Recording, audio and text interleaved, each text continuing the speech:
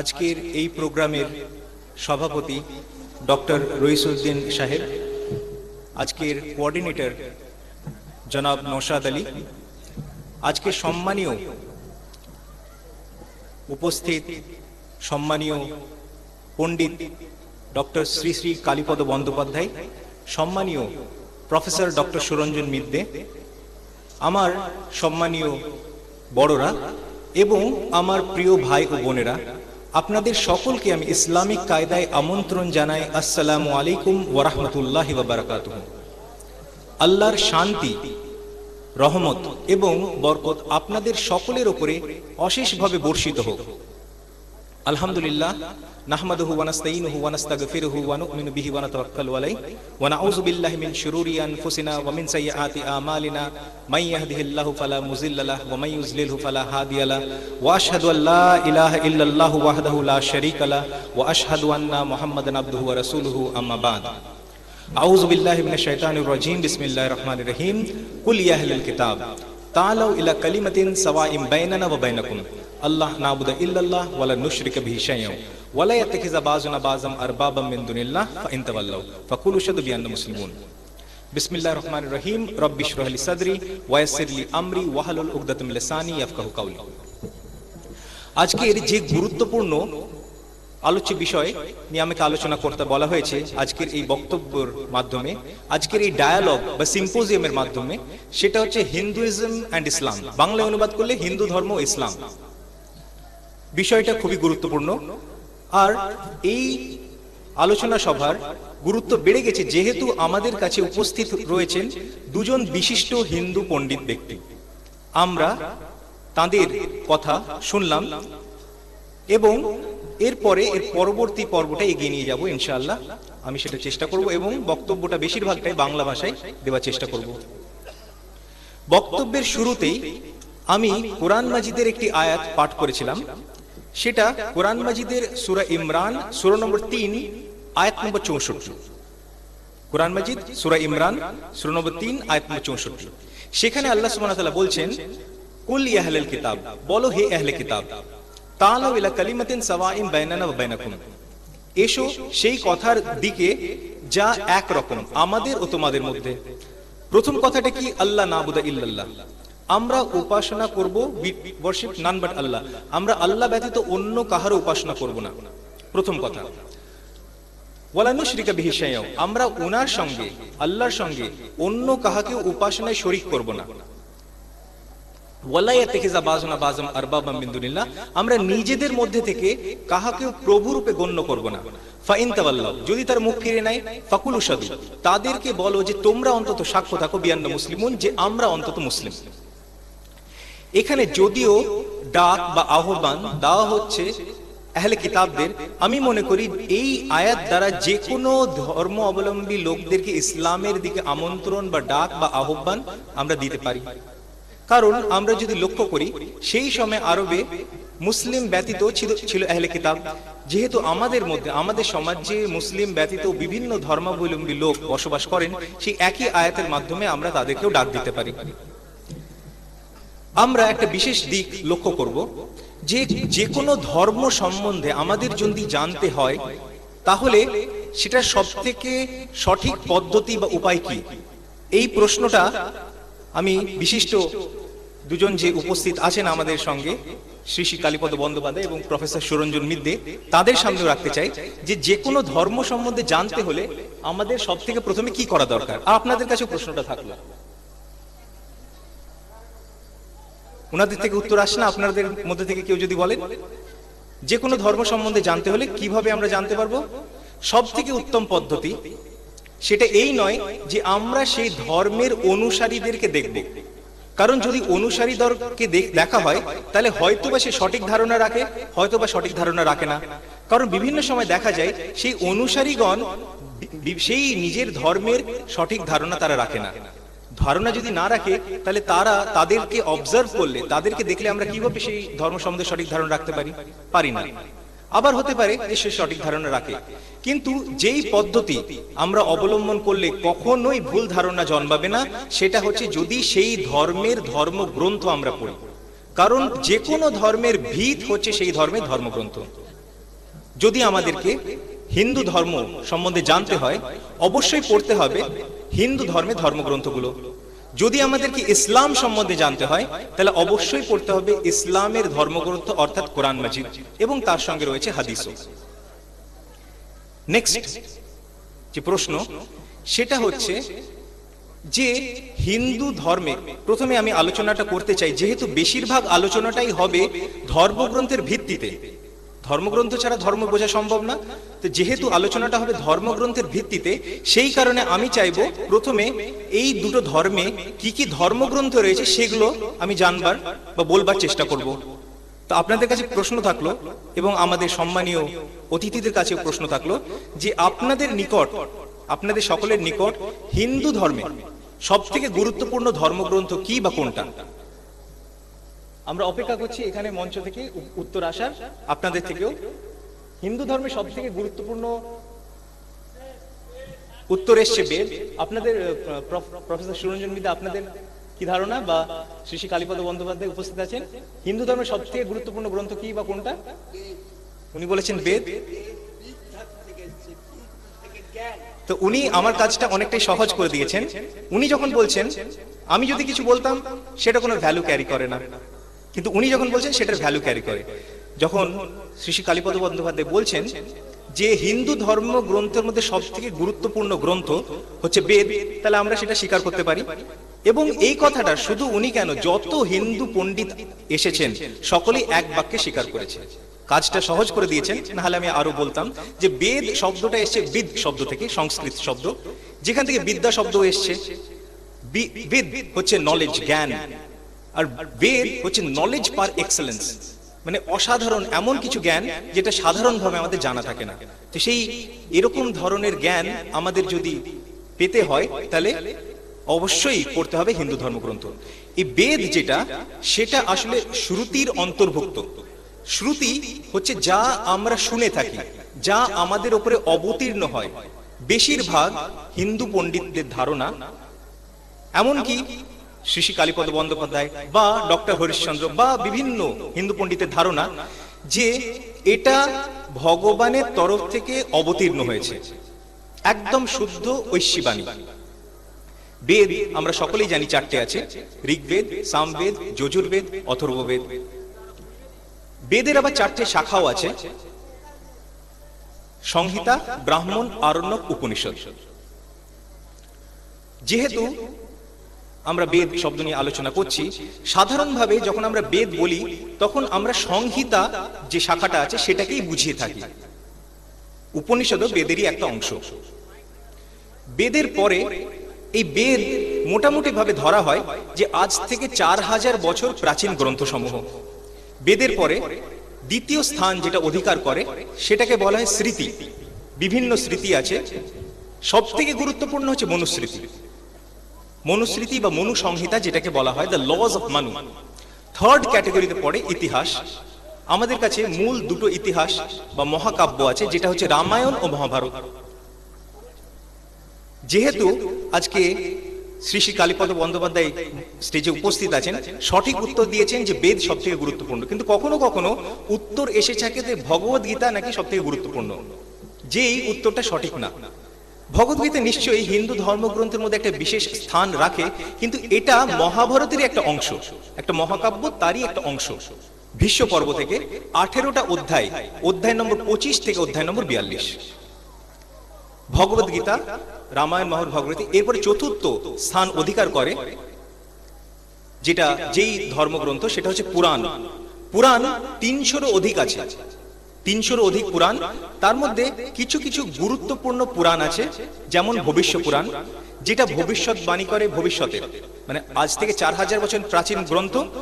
সেই সময় এমন কিছু ভবিষ্যৎবাণী করেছে যেগুলো পরবর্তীকালে সেগুলো ফুলফিল হয়েছে। এই ভবিষ্য পুরাণ ছাড়া রয়েছে ভাগবত পুরাণ, যেটা শ্রীমদ্ ভাগবতম বলা হয়ে থাকে, রয়েছে কল্কি পুরাণ, রয়েছে আরো বিভিন্ন পুরাণ। হচ্ছে সুভাষিত, অষ্টম কাব্য, নবম নাটক, দশম অলঙ্কার, 11 আর বাকি যত ধরনের ধর্মগ্রন্থ আছে সেগুলো যদি একত্রিত করি তাহলে আদার আর অর্থোডক্স স্ক্রিপচার্স। তো এইটা গেল হিন্দু ধর্মগ্রন্থ কি কি আছে সেগুলো সম্বন্ধে সংক্ষিপ্ত, খুবই সংক্ষিপ্ত একটা আলোচনা। কোনটা বলে আপনাদের জানা আছে? ইসলামের ধর্মগ্রন্থ কি বা কোনটা, আপনাদের উত্তর অপেক্ষায়। এখানে যারা উপস্থিত আছেন আমি জানি যে তাদের ইসলাম সম্বন্ধেও ধারণা রয়েছে, সেই জন্য প্রশ্নটা তাদের দিকেও থাকলো যে আপনাদের কি জানা আছে যে ইসলামের ধর্মগ্রন্থ কি বা কোনটা? উত্তর এসছে কোরআন মাজিদ। আপনাদের কোনো উত্তর দেওয়ার আছে? ইসলামের মূল ধর্মগ্রন্থ কি বা কোনটা বা কি কি? উত্তর দিয়েছেন শ্রী শ্রী কালীপদ বন্দ্যোপাধ্যায়, কোরআন ও হাদিস। আমি বলতে চাই এইখানে যে দেখুন, হিন্দু পণ্ডিত একই উত্তর দিয়েছেন, মুসলিম ভাইরাও একই উত্তর দিয়েছেন। সঠিক উত্তরটা কি সেটা আমি আপনাদের সামনে তুলে ধরব। সঠিক উত্তর হচ্ছে যে কোরআন মাজিদের মধ্যে লেখা আছে ওয়া ইম মিন উম্মাতিন ইল্লা খালা ফিহা নাযির। কোরআন মাজিদে লেখা আছে সূরা রাদ সূরা নম্বর 13 আয়াত নম্বর 38, লিকুল্লি আজলিন কিতাব। যেটা আয়াতটা এখন পড়লাম সেটা পরবর্তীতে আসছি ব্যাখ্যা বিশ্লেষণের সুবিধার জন্য। সূরা রাদ সূরা নম্বর 13 আয়াত নম্বর 38, লিকুল্লি আজলিন কিতাব, যার অর্থ হচ্ছে আল্লাহ সুবহানাহু ওয়া তাআলা অর্থাৎ একমাত্র উপাস্য পৃথিবীতে যুগে যুগে পাঠিয়েছেন বহু ধর্মগ্রন্থ।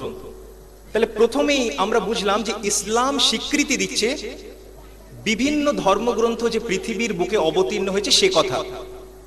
একটা অসাধারণ কথা কিন্তু আমরা জানতে পারলাম, মুসলিমরাও জানতে পারলাম, অমুসলিমরাও জানতে পারলাম যে কোরআন বলছে বিভিন্ন ধর্মগ্রন্থ পৃথিবীর বুকে আল্লাহ সুবহানাহু ওয়া তাআলা যুগে যুগে নাজিল করেছেন, অবতীর্ণ করেছেন। পরবর্তী প্রশ্ন যে কোরআন মাজিদের মধ্যে কটা গ্রন্থের কথা বলা হয়েছে? এটা আমি মুসলিমদের থেকেই উত্তরটা পাবো বলে অপেক্ষা করছি। কটা গ্রন্থের কথা বলা হয়েছে? উত্তর এসেছে 4টে।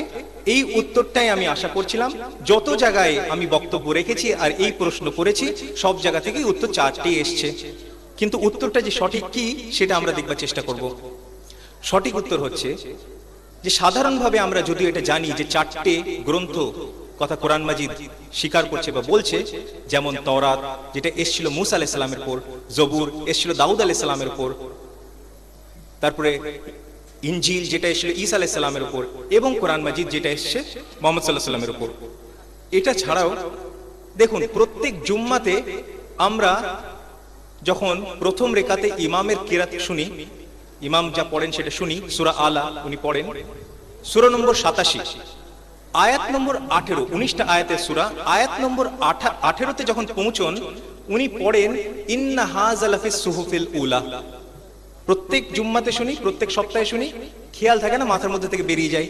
তো সুহুফে উলা এমন একটা গ্রন্থ যেটার কথা কোরআন মাজিদ বলছে। পরের আয়াতে বলছে ইন্না হাযা লাফিস সুহুফিল উলা সুহুফে ইব্রাহিম ওয়া মূসা, অর্থাৎ সুহুফে ইব্রাহিম এবং সুহুফে মূসা, আরো দুটো গ্রন্থের কথা যেটা কোরআন মাজিদে উল্লেখ আছে।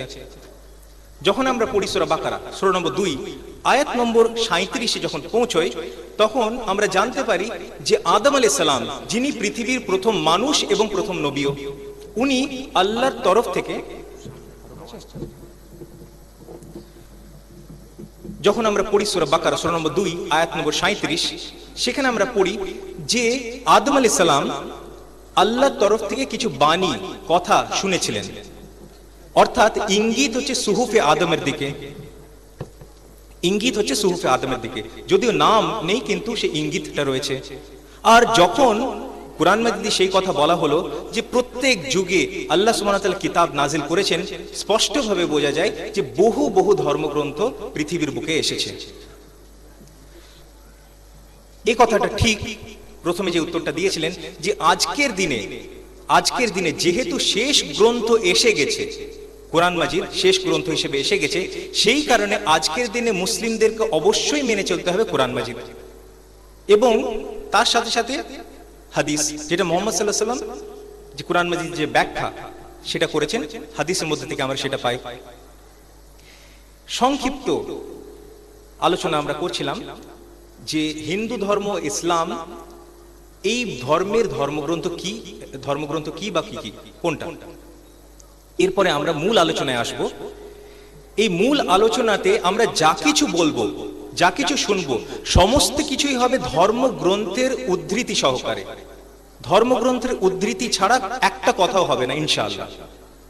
প্রথমেই যেই তত্ত্ব বা কনসেপ্ট সব থেকে গুরুত্বপূর্ণ একটা ধর্মের মধ্যে, সেটা হচ্ছে কনসেপ্ট অফ গড। সেই উপাস্য সম্বন্ধে সেই ধর্ম কি ধারণা রাখে, তাই তো নাকি? সেই ধর্মে উপাস্য সম্বন্ধে কি ধারণা রাখে সেটা সব থেকে গুরুত্বপূর্ণ তত্ত্ব সেই ধর্মের। তো দেখা যাক, প্রথমে হিন্দু ধর্ম উপাস্য সম্বন্ধে কি ধারণা রাখে, পরে ইসলাম উপাস্য সম্বন্ধে কি ধারণা রাখে। কাজটা যেহেতু বিশিষ্ট পণ্ডিতেরা বসে আছেন, আমার কাজটা অনেকটা সহজ করে দিয়েছেন। শ্রী শ্রী কালীপদ বন্দ্যোপাধ্যায় দুটো উদ্ধৃতি দিয়েছেন, দুটো শ্লোক পড়েছেন। আমি সেই শ্লোকগুলো পড়বো এবং তার উদ্ধৃতি সহকারে আপনাদের সামনে তুলে ধরবো। উনি বলেছিলেন, আপনাদের হয়তো স্মরণে আছে, যে একম এবং অদ্বিতীয়ম। উনি বলেছিলেন এক এবং অদ্বিতীয়। সংস্কৃত ও বাংলা কাছাকাছি ভাষা, বুঝতে অসুবিধা হয় না। একম এবং অদ্বিতীয়ম, এক এবং অদ্বিতীয়, অর্থাৎ উপাস্য শুধুমাত্র একজন, দ্বিতীয় কেউ নেই। উদ্ধৃতিতে উনি দেননি, উদ্ধৃতি আমি আপনাদেরকে দিচ্ছি। ছান্দোগ্য উপনিষদ অধ্যায় 6 ভাগ 2 শ্লোক 1, chapter number 6 section number 2 verse number 1। যদি আমরা পড়ি শ্বেতাশ্বতর উপনিষদ চ্যাপ্টার নাম্বার 6 অধ্যায় 6 শ্লোক 9, সেখানে লেখা আছে, না চাস্যে কসিত জনিতা না চাদিপা, of him there are neither parents nor lord. Of him there are neither parents nor lord. উনার কোনো পিতামাতা নেই, উনার কোনো প্রভু নেই। আমি অনুরোধ করব যে দুজন বিশিষ্ট পণ্ডিত বসে আছেন, সংস্কৃতে বিশেষভাবে বিশেষজ্ঞ শ্রী শ্রী কালীপদ বন্দ্যোপাধ্যায়, আমার কোনো ভুল হলে উনি আপনাদের সামনে যেন ধরিয়ে দেন। শ্বেতাশ্বতর উপনিষদ না চাস্যে কসিত জনিতা না চাদিপা, of him there are neither parents nor lord. যদি আমরা পড়ি শ্বেতাশ্বতর উপনিষদ অধ্যায় 4 শ্লোক 19, সেখানে লেখা আছে, না তাস্য প্রতিমা আস্তি। সেই একমাত্র ভগবান, তার কোনো মূর্তি নেই, প্রতিমা নেই। উনিও কথাগুলো তুলে ধরেছিলেন, যেহেতু উনি হিন্দু পণ্ডিত এবং উনি সঠিক ধারণাগুলো ধারণ করেন, জানেন। বেশিরভাগ সাধারণ লোকের সেই সঠিক ধারণাগুলো থাকে না। তো উনি এই কথাগুলো সঠিকভাবে তুলে ধরেছিলেন যে সেই ভগবানের কোনো মূর্তি নেই, তাহলে এতগুলো মূর্তি বানিয়ে আমরা পূজা মানে যে উপাসনা করছি, কেন করছি, কি জন্য করছি? ধর্মগ্রন্থ কি বলছে? যে তার কোনো মূর্তি নেই। পরের শ্লোক যদি আমরা পড়ি শ্বেতাশ্বতর উপনিষদ অধ্যায় 4 শ্লোক 20, ওটা ছিল 19, এটা ছিল 20। 20তে কি বলা হয়েছে? তাকে no one sees him with the eye, he cannot be seen with the eye. তাকে চোখে দেখা যায় না, কেউ তাকে চোখে দেখেনি। কেউ যদি তাকে চোখেই দেখলো না, তার মূর্তি আমরা কি করে বানাচ্ছি? এগিয়ে যাব আমরা ভগবদ গীতার দিকে। ভগবদ গীতা অধ্যায় 10 শ্লোক 3, সেখানে লেখা আছে যে হি ইজ আনবর্ন, উনি কখনো জন্মাননি, ভগবান কখনো জন্মাননি। হি ইজ ইটার্নাল, উনি সর্বসময় ছিলেন এবং সর্বসময় থাকবেন।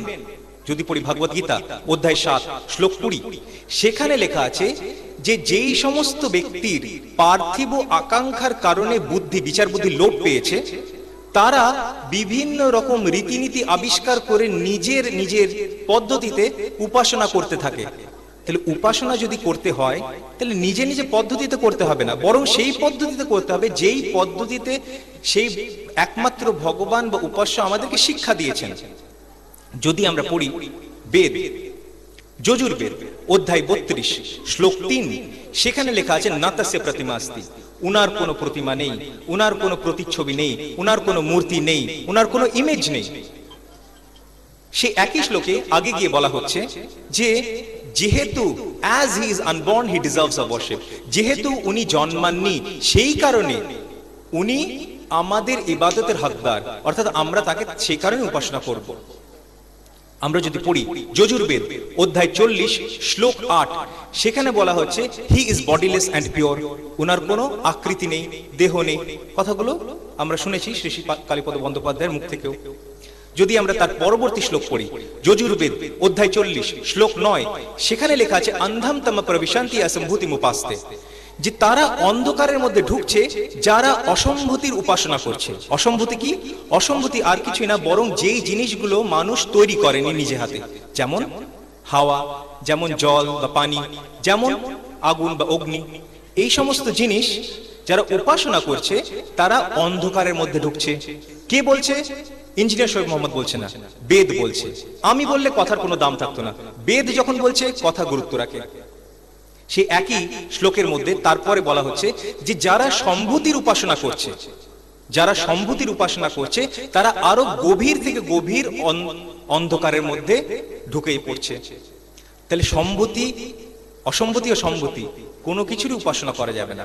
উপাসনা যদি করতে হয় সেই একমাত্র বিশ্ব প্রতিপালকের করতে হবে, একমাত্র বিশ্ব প্রভুর করতে হবে, যিনি আমাদেরকে তার জ্ঞান বিভিন্ন ধর্মগ্রন্থের মাধ্যমে দিয়েছেন। যদি আমরা পড়ি অথর্ববেদ বুক নম্বর 20 হিম নম্বর 58 ভার্স নম্বর 3 লেখা আছে দেব মহাসি, গড ইজ ভেরিলি গ্রেট, নিশ্চয়ই ভগবান দেব মহান।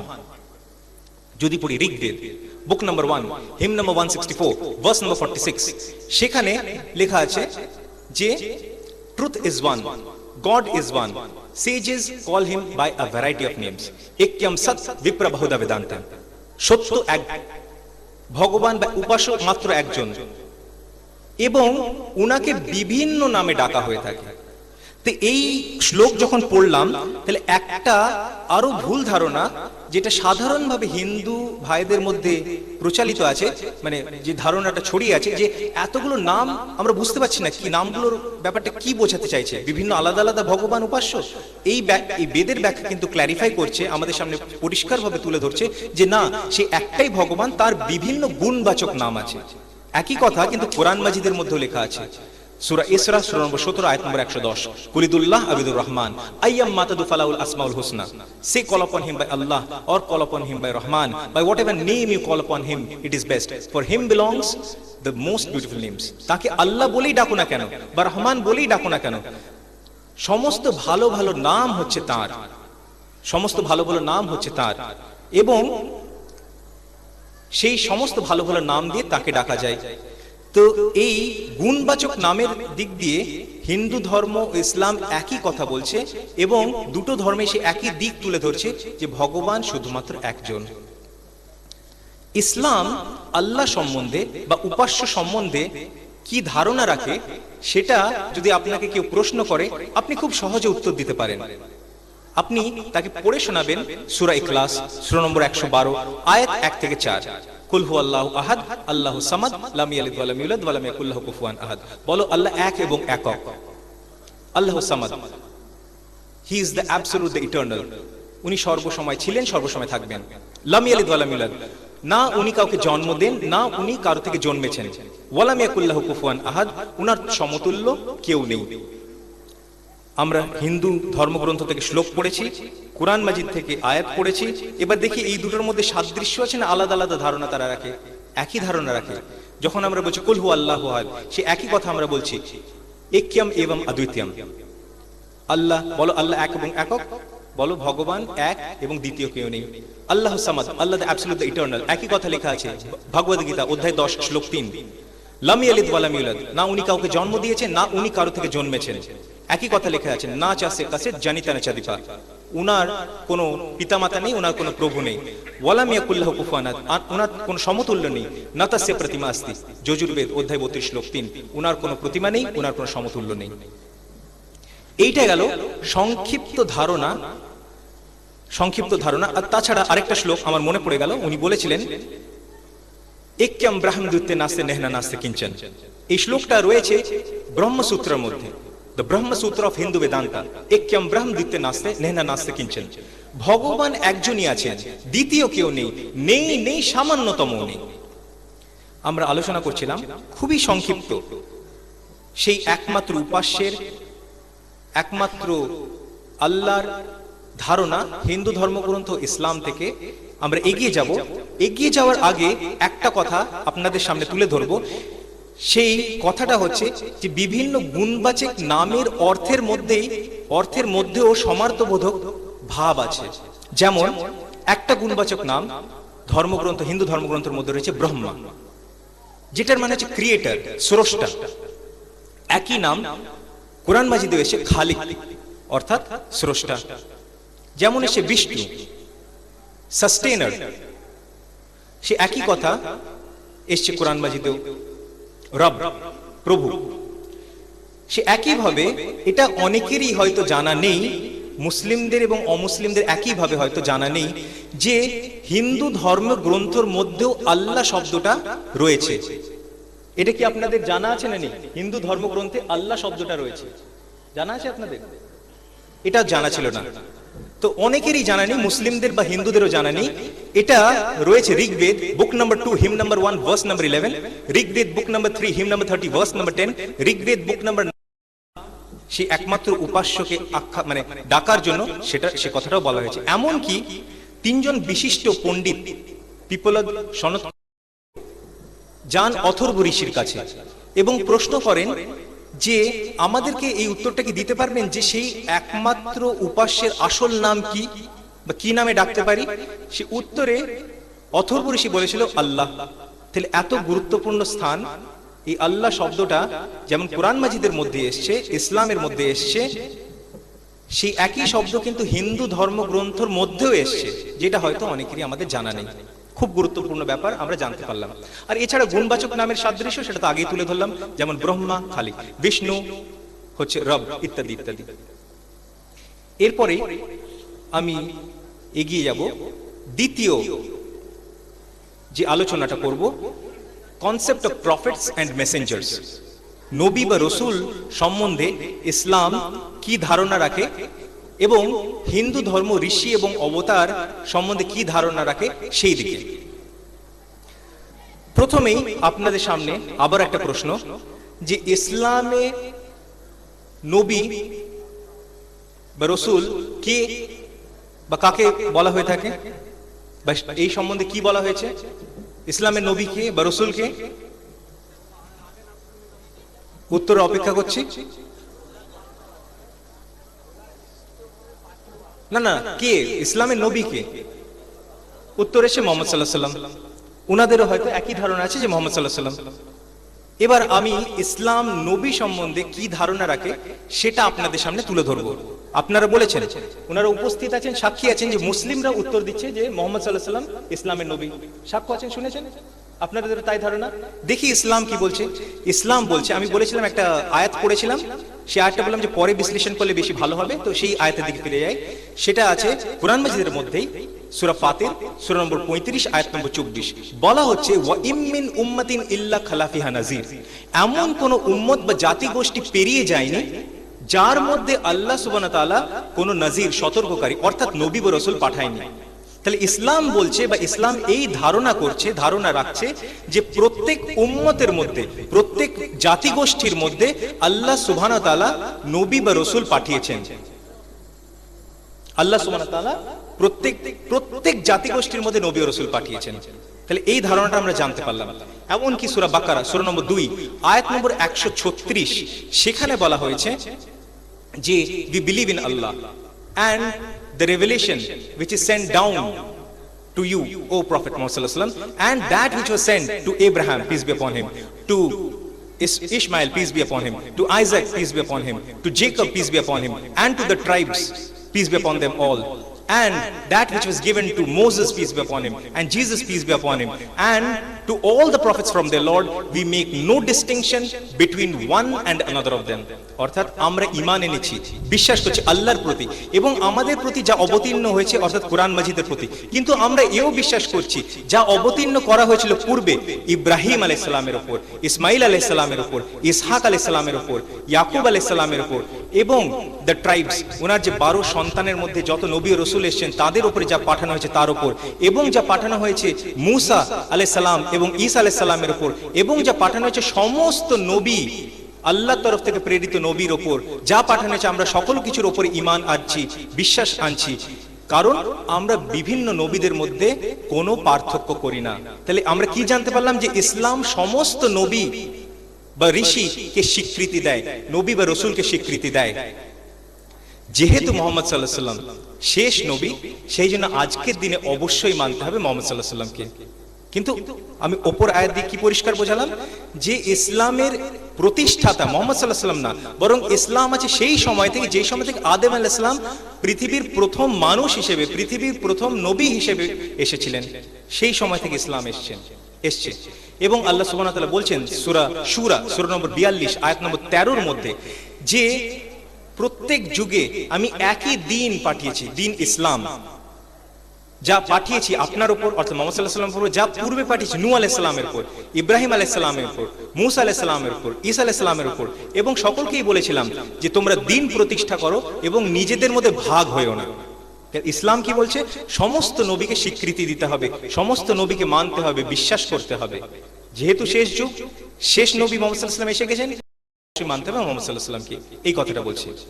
না হলে একটা পাল্টা প্রশ্ন থাকতে পারত যে যদি শুধুমাত্র মুহাম্মদ সাল্লাল্লাহু আলাইহি ওয়াসাল্লামকে স্বীকৃতি দেওয়া হয়, তাহলে সেই যুগের আগের লোকেদের কি হবে? আমাদের কাছে কোনো উত্তর থাকতো না। কিন্তু এখন উত্তর আছে, কোরআন মাজিদের আয়াত সে ব্যাখ্যা করছে। বিভিন্ন নবী ও রসুল এসছে। আমরা জানি কোরআন মাজিদে শুধুমাত্র 25টা নবী ও রসুলের নাম সহকারে এসছে।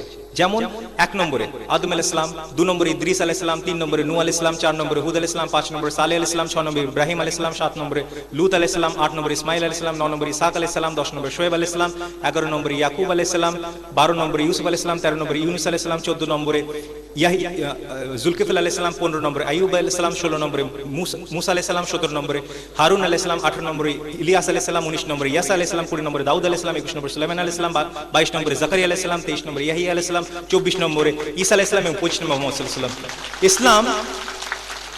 ইসলামের মধ্যে শুধু 25টা নবীর কথা বলা হয়েছে কোরআন মাজিদের মধ্যে। কিন্তু আল্লাহ সুবহানাহু ওয়া তাআলা এও বলছেন যে সূরা নম্বর 4 আয়াত নম্বর 164 সূরা নিসা এবং সূরা গাফির সূরা নম্বর 44 আয়াত নম্বর 78 যে হে নবী মুহাম্মদ সাল্লাল্লাহু আলাইহি ওয়াসাল্লাম, আপনার আগে বহু রাসূল ও নবীকে পাঠানো হয়েছে। এমনকি হাদিসের মধ্যে থেকে আমরা পাই মুসনাদ আহমদ হাদিস নম্বর 21257, সেখানে বলা হয়েছে মুহাম্মদ সাল্লাল্লাহু আলাইহি ওয়াসাল্লাম বলছেন, শেষ নবী মুহাম্মদ সাল্লাল্লাহু আলাইহি ওয়াসাল্লাম বলছেন যে আল্লাহ পৃথিবীর বুকে পাঠিয়েছেন 1,24,000 নবী, যার মধ্যে 315 জন ছিলেন রাসূল। তাহলে হাদিস আছে মুহাম্মদ সাল্লাল্লাহু আলাইহি ওয়াসাল্লামের শিক্ষা, উনি শেষ নবী হয়েও সমস্ত পূর্ববর্তী নবীকে স্বীকৃতি দিচ্ছেন এবং মুসলিমদেরকে বাধ্য করছেন সকলের প্রতি আস্থা আনতে, সমস্ত পূর্ববর্তী ঋষির প্রতি আস্থা আনতে মুহাম্মদ সাল্লাল্লাহু আলাইহি ওয়াসাল্লাম বলছেন। এই কথা হাদিস মুহাম্মদ সাল্লাল্লাহু আলাইহি ওয়াসাল্লামের বাণীর মধ্যে আমরা পাই। আমরা জানি যে মুহাম্মদ সাল্লাল্লাহু আলাইহি ওয়াসাল্লাম এই কথাগুলো পূর্ববর্তী নবীদের স্বীকৃতি বা ঈমান আনতে, তাদের উপর আশা ভরসা রাখতে বলেছেন। সেই একইভাবে বিভিন্ন পূর্ববর্তী গ্রন্থের মধ্যে সেই শেষ নবী বা ঋষি হয়ে যিনি আসবেন অর্থাৎ মুহাম্মদ সাল্লাল্লাহু আলাইহি ওয়াসাল্লাম, সেই ভবিষ্যৎবাণী কিছু রয়েছে সেই হিন্দু ধর্মগ্রন্থের মধ্যে এবং অন্যান্য ধর্মগ্রন্থের মধ্যেও। সেই কিছু কিছু সংক্ষিপ্ত ভবিষ্যৎবাণী আমি মনে করি আপনাদের সামনে তুলে ধরা খুব প্রয়োজন এবং আমি চেষ্টা করব সংক্ষিপ্ত সময় যতটা বেশি আমরা উদ্ধৃতি তুলে ধরতে পারবো ততটা বেশি আমরা চেষ্টা করব। প্রথমেই ভবিষ্যৎবাণীগুলোর মধ্যে যেই ভবিষ্যৎবাণীর দিকে আপনার দৃষ্টি আকর্ষণ আমি করতে চাই সেটা হচ্ছে ভবিষ্য পুরাণ, পর্ব 3, খণ্ড 3, অধ্যায় 3, শ্লোক 5 থেকে 28। সেই ভবিষ্যৎবাণী ভবিষ্য পুরাণের এই মোটে 24খানা আয়াতের মধ্যে মুহাম্মদ সাল্লাল্লাহু আলাইহি ওয়াসাল্লামের ভবিষ্যৎবাণী শেষ নবী ও শেষ ঋষি হিসেবে নাম সহকারে এসেছে, নাম মোহাম্মদ সে নাম সহকারে এসেছে এবং দুবার ভবিষ্যৎবাণী এসেছে একই অধ্যায়ের মধ্যে। পর্ব 3, খণ্ড 3, অধ্যায় 3, শ্লোকা 10 to 28। এছাড়া আরো বিভিন্ন ভবিষ্যৎবাণী রয়েছে, যার মধ্যে একটা ভবিষ্যৎবাণী খুবই গুরুত্বপূর্ণ, সেটার বিভিন্ন জায়গায় এসেছে। তার মধ্যে অথর্ববেদ বুক number 20, him number 127, verse 1 to 14 তার মধ্যেও এসেছে।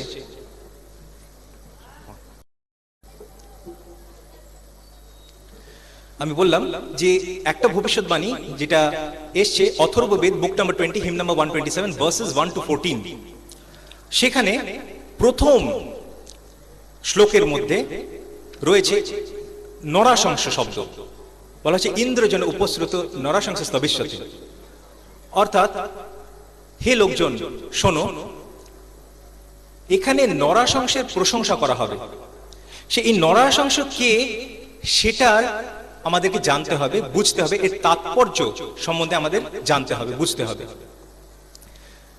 আমি জানি এখানে উপস্থিত আছেন বিশিষ্ট হিন্দু পণ্ডিত ব্যক্তিগণ এবং এই নরাশংস শব্দের অর্থ প্রথমে আমি উনাদের থেকে জানবার চেষ্টা করব যে নরাশংস শব্দের অর্থ যদি আপনি বলেন তাহলে শ্রোতা মণ্ডলীর সুবিধা হয়। নরাশংস আসছি প্রথমে।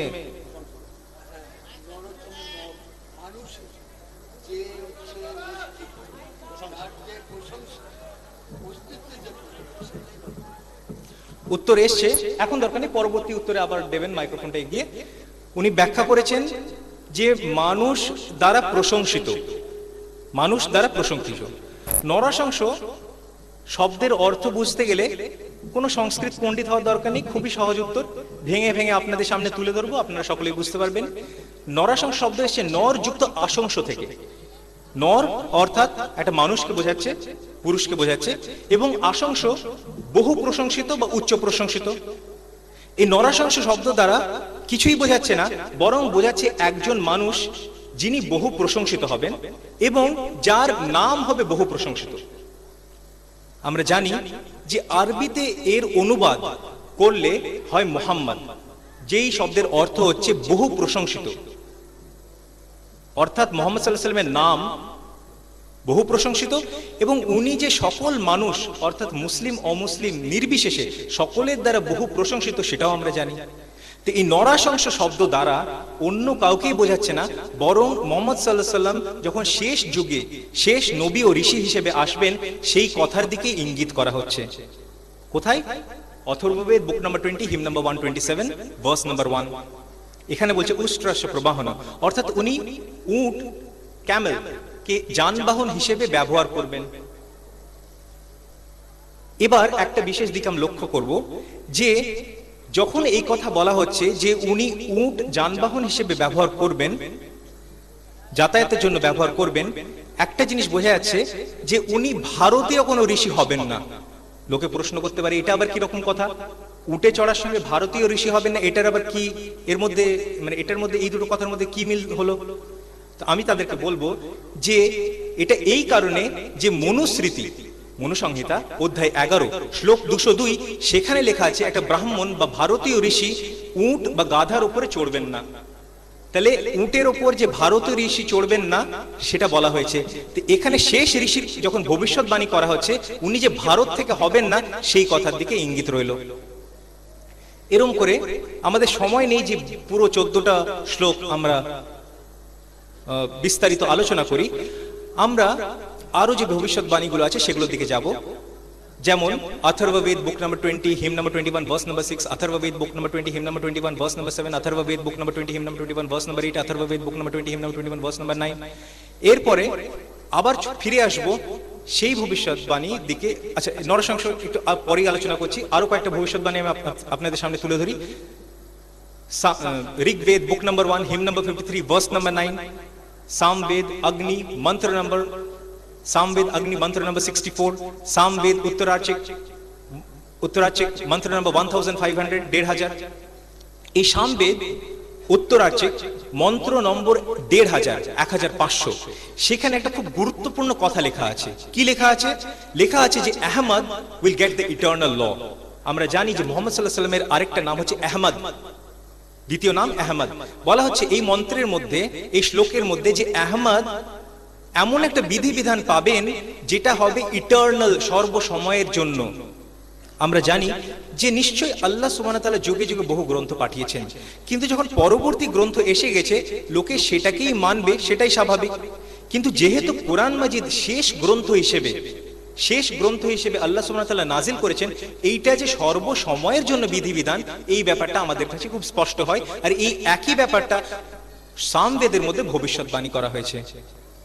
আমরা ফিরে যাব নরাশংস শব্দ, যেটা আরবি শব্দ মুহাম্মাদের হুবহুব সমার্থবোধক শব্দ, সেইটার দ্বারা কত জায়গায় ভবিষ্যৎবাণী করা হয়েছে তার দিকে। আমরা জানি কোরআন মাজিদে মুহাম্মদ সাল্লাল্লাহু আলাইহি ওয়াসাল্লামের নাম মুহাম্মদ নামে মোট 5 বার এসেছে। 4 বার মুহাম্মদ নামে, 1 বার আহমদ নামে। কতবার এসেছে? 5 বার এসেছে। আমরা দেখব এবার হিন্দু ধর্মগ্রন্থের মধ্যে মুহাম্মদ সাল্লাল্লাহু আলাইহি ওয়াসাল্লামের ভবিষ্যৎবাণী, শেষ ঋষি, শেষ নবী হিসেবে কত জায়গায় এসেছে। নরাশংস শব্দ দ্বারা কত জায়গায় এসেছে, শুধুমাত্র একটা ভবিষ্যৎবাণী, তারপরে অন্য ভবিষ্যৎবাণী সময় থাকলে আমি আলোচনা করব। আপনারা গুনতে থাকুন, আমি বলতে থাকছি যে নরাশংস শব্দ দ্বারা, যার হুবহু আরবি শব্দ মুহাম্মাদের সমার্থবোধক শব্দ, এই শব্দ দ্বারা মুহাম্মদ সাল্লাল্লাহু আলাইহি ওয়াসাল্লামের ভবিষ্যৎবাণী হিন্দু ধর্মে কতবার এসেছে। আপনারা গুনতে থাকুন, আমি বলতে থাকছি। Rig Ved, book number 1, hymn number 13, verse number 3. Rig Ved, book number 1, hymn number 18, verse number 9. Rig Ved, book number 1, hymn number 106, verse number 4. Rig Ved, book number 1, hymn number 142, verse number 3. Rig Ved, book number 2, hymn number 3, verse number 2. Rig Ved, book number 3, hymn number 29, verse number 11. Rig Ved, book number 5, hymn number 5, verse number 2. Rig Ved, book number 7, hymn number 2, verse number 2. Rig Ved, book number 10, hymn number 64, verse number 3. Rig Ved, book number 10, hymn number 182, verse number 2. Yajurved, Krishna Yajurved, book number 1, hymn number 6, verse number 4. Yajurved, book number 1, hymn number 7, verse number 4. Yajurved, Shukla Yajurved, chapter number 3, verse number 53. Yajurved, chapter number 20, verse number 37. Yajurved, chapter number 20, verse number 57. Yajurved, chapter number 21, verse number 31. Yajurved, chapter number 21, verse number 55. Yajurved, chapter number 27, verse number 13. Yajurved, chapter number 28, verse number 2. Yajurved, chapter number 28, verse number 19. Yajurved, chapter number 28, verse number 42. Yajurved, chapter number 29, verse number 27. Yajurved, Krishna Yajurved, Taittiriya Aranyak, book number 3. Yajurved, Shukla Yajurved, Shatpat Brahman, book number 1. Samved, Uttarachik, mantra number 1349. Atharvaved, book number 20, hymn number 127, verses 1 to 14. এবং এছাড়াও বহু জায়গায় আপনাদেরকে বলেছিলাম যে আপনারা গুনতে থাকুন, আমি বলতে থাকছি। কেউ কি কাউন্ট রেখেছিল? কেউ বলছে 21, অন্য কোন উত্তর? 25, অন্য কোন উত্তর? 26। কতগুলো যে আছে আমরা নিজেরাই হারিয়ে ফেলেছি। বলেছিলাম যে কোরআন মাজিদে মুহাম্মদ সাল্লাল্লাহু আলাইহি ওয়াসাল্লাম নাম সহকারে 5 বার এসেছে। হিন্দু ধর্মগ্রন্থে একটা ভবিষ্যৎবাণী দ্বারা 20-র অধিক,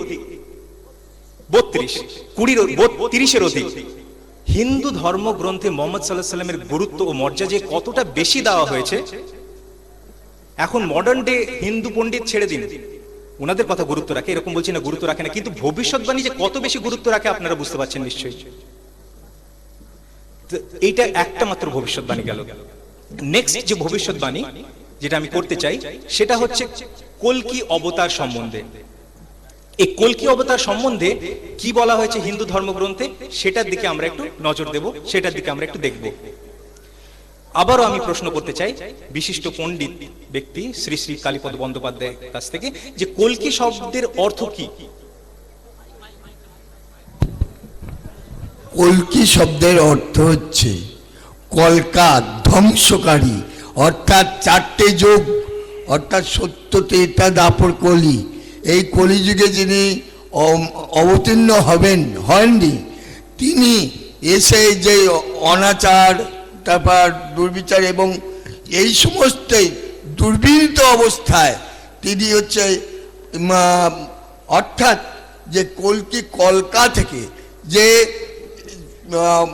খারাপ যে জিনিসগুলো যেগুলো আছে সেইগুলোই তিনি সমাজে ধ্বংস করে আবার নতুন করে যুগের সৃষ্টি করবেন, সত্য, ত্রেতা, দ্বাপর, কলি। অর্থাৎ কিয়ামতের দিন একদিন আসবে, সেই মানে কলিযুগের পরে সেই কিয়ামতের দিনে বিচার হবে সব সেই এক জায়গায়।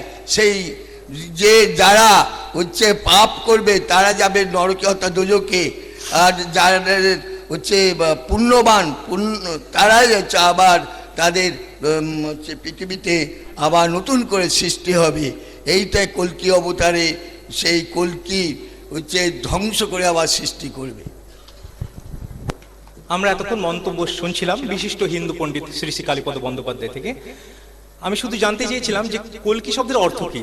উনি একটা বড় বিস্তারিত ব্যাখ্যা করেছেন, পণ্ডিত ব্যক্তি সেই জন্য করেছেন। তো সেই ব্যক্তিকে আমরা সেটার দিকে অবশ্যই আসব এবং উনি কিছু ধারণাও রাখেন, সেই ধারণার ভিত্তিতে উনি কিছু মন্তব্য করেছেন। মন্তব্যগুলো ঠিক না ভুল সেটা পরের ব্যাপার, কিন্তু অর্থটা আশা করি আপনাদের কাছে পরিষ্কার। কল্কি শব্দ এসছে কল্প থেকে, যেটা মানে হচ্ছে বিনাশ। আর কল্কি হচ্ছে সেই ব্যক্তি যে বিনাশ আনবে, বিনাশ করবে, কি সমাজে সমস্ত খারাপ জিনিসের বিনাশ আনবে। এই কল্কি অবতার কে সেটার দিকে আমরা এবার লক্ষ্য রাখবো। বলা হচ্ছে ভবিষ্যৎবাণী কোথায় কোথায় আছে? ভাগবত পুরাণে আছে, কল্কি পুরাণে আছে। কে পরে নির্ধারণ করছে? উনি বলেছেন যে আসবে ভবিষ্যতে, নাকি এসে গেছে, নাকি আছে, দেখি সেটা পরে বিচার করছি, কিন্তু অর্থ পরিষ্কার। কল্কি অবতার সংক্রান্ত ভবিষ্যৎবাণী ভাগবত পুরাণে আছে, কল্কি পুরাণে আছে। ভাগবত পুরাণ খণ্ড 12 অধ্যায় 2 শ্লোক 13, সেখানে বলা হচ্ছে যে যখন কলিযুগের কিছু অংশ বা বেশিরভাগ অংশ পেরিয়ে যাবে তখন কল্কি অবতার আসবে। ভবিষ্যৎবাণীতে কি বলছে? যখন কলিযুগের কিছু অংশ বা বেশিরভাগ অংশ পেরিয়ে যাবে তখন কল্কি অবতার আসবেন। আমরা জানি যে এখন কলিযুগের 5100-এরও অধিক বছর পেরিয়ে গেছে, আমরা সেটা জানি।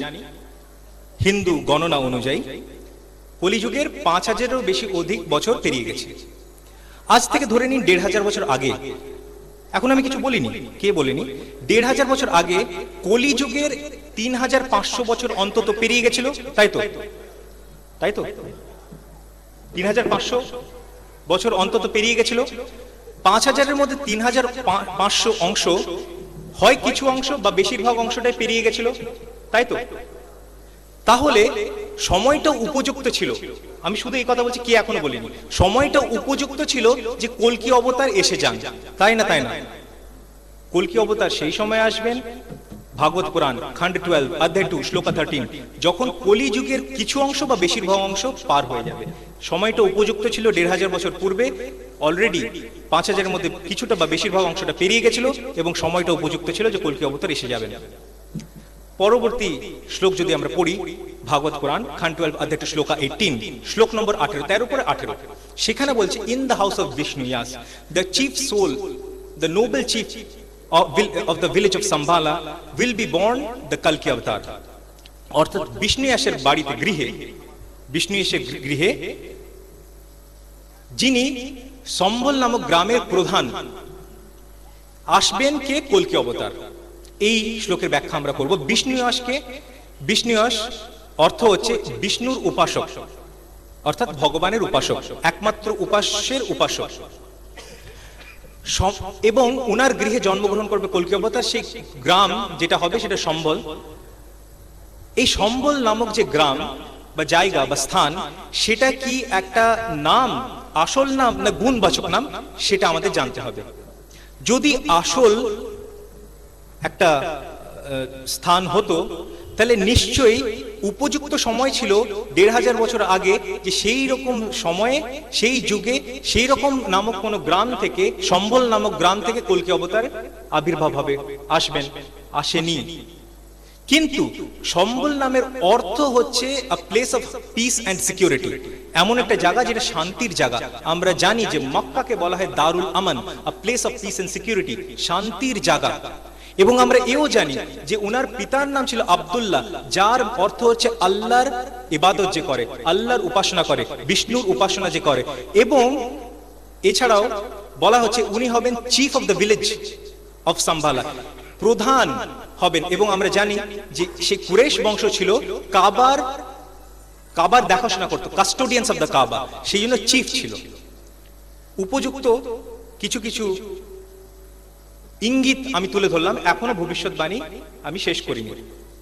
এরপরে বলা হচ্ছে যে উনি সেই বিনাশ করবেন যত রকম খারাপ কাজ, কুপ্রথা, কুকাজ আছে, খারাপ জিনিস আছে, সবগুলোর বিনাশ করবেন। এবং কেবল কোথায়, এই ভাগবত পুরাণ খণ্ড 12 অধ্যায় 2 শ্লোকা 19, সেখানে কি বলা আছে? উনি ঘোড়ার পিঠে যুদ্ধ করবেন সেই অসৎ লোকেদের বিরুদ্ধে। যুদ্ধ করবেন কার বিরুদ্ধে? অসৎ লোকেদের বিরুদ্ধে, ঠিক আছে? ঘোড়ার পিঠে চড়ে করবেন এবং তরবারি হাতে করবেন। আমি বলি যে এখনো যদি আমরা সেই কল্কি অবতারের অপেক্ষা করি, তাহলে কি এমন কোন যুগ কি আসতে পারে যখন আমরা অসৎ ব্যক্তির বিরুদ্ধে যুদ্ধ করব ঘোড়ায় চেপে এবং তরবারি হাতে? সেরকম আসতে পারে কি? সেই দিনকাল অনেক আগে পেরিয়ে গেছে, 1000 বছর আগে সেরকম হতো হয়তো, এখন আর নেই। এখন আমি ভবিষ্যৎবাণী টানিনি, মানে শেষ করিনি, ইঙ্গিত আরেকটা তুললাম যে যদি কল্কি অবতারের খোঁজ করতে হয়, নিশ্চয়ই এমন একটা যুগে খোঁজ করতে হবে যখন যুদ্ধ করা হতো তরবারি হাতে এবং এতে ঘোড়ার পিঠে, নিউক্লিয়ার ওয়েপন্স, মিসাইল টেকনোলজি দিয়ে না। উন্নতি করলে মানুষ পিছিয়ে যায় না। আজকে গাড়িতে চড়ে আমরা আসি, ট্রেন বাসে চড়ি, আমরা কোনোদিন গরুর গাড়িতে আর চাপবো না। চাপবো না? টেকনোলজিক্যাল অ্যাডভান্সমেন্ট যত হয় সেইটার আমরা ব্যবহার করতে থাকি, ভবিষ্যতে খোঁজ পাওয়া যাবে না। এখন আমি শেষ করি। এছাড়াও আরো কিছু ভবিষ্যৎবাণী আছে, ভাগবত পুরাণ খণ্ড 12 অধ্যায় 2 শ্লোকা 20, ভাগবত পুরাণ খণ্ড 12 অধ্যায় 2 শ্লোকা 21। সেদিকে না গিয়ে পরবর্তী গুরুত্বপূর্ণ ভবিষ্যৎবাণীর দিকে যাচ্ছি। ভাগবত পুরাণ খণ্ড 12 অধ্যায় 1, ভাগবত পুরাণ খণ্ড 12 খণ্ড 1 অধ্যায় 3 শ্লোকা 14, ভাগবত পুরাণ খণ্ড 1 অধ্যায় 3 শ্লোকা 14, সেখানে বলা হচ্ছে কল্কি অবতার হবেন অন্তিম অবতার, শেষ অবতার।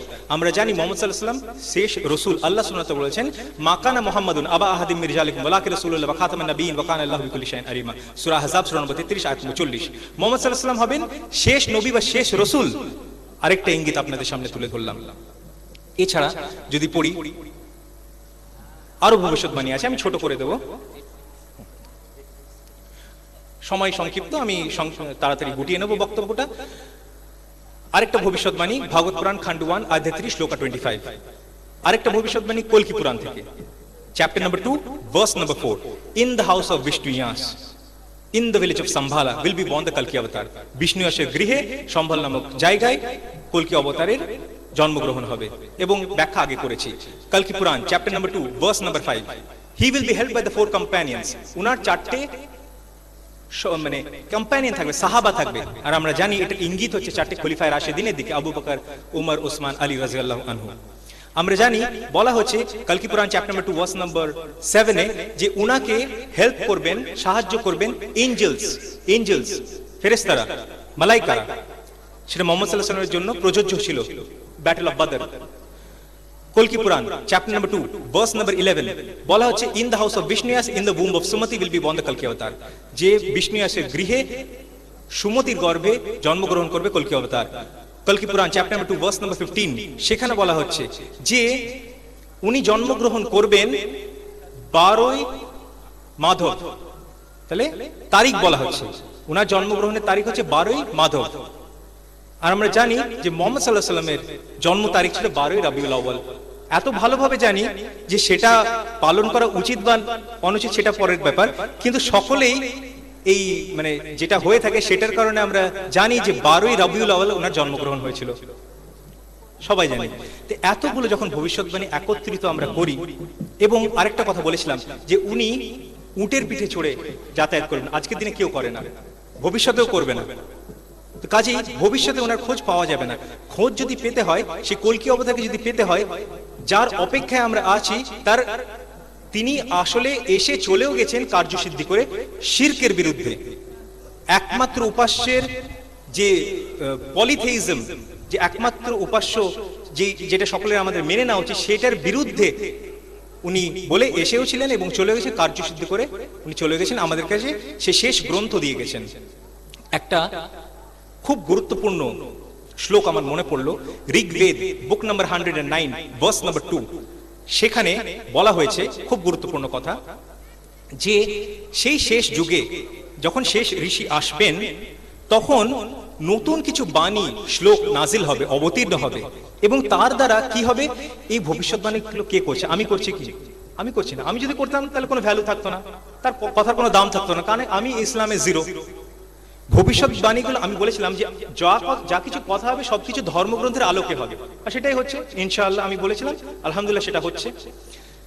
ঋগ্বেদ বুক নাম্বার 1, ঋগ্বেদে বলা হচ্ছে বুক number 1 him number 109 verse number 2 যে উনি যখন আসবেন শেষ যুগে, শেষ ঋষি যখন আসবেন, নতুন কিছু শ্লোক অবতীর্ণ হবে, এবং সেই শ্লোক দ্বারা লোকজন কি করবে? শ্লোক অবতীর্ণ তো হলো, লোকজন কি করবে?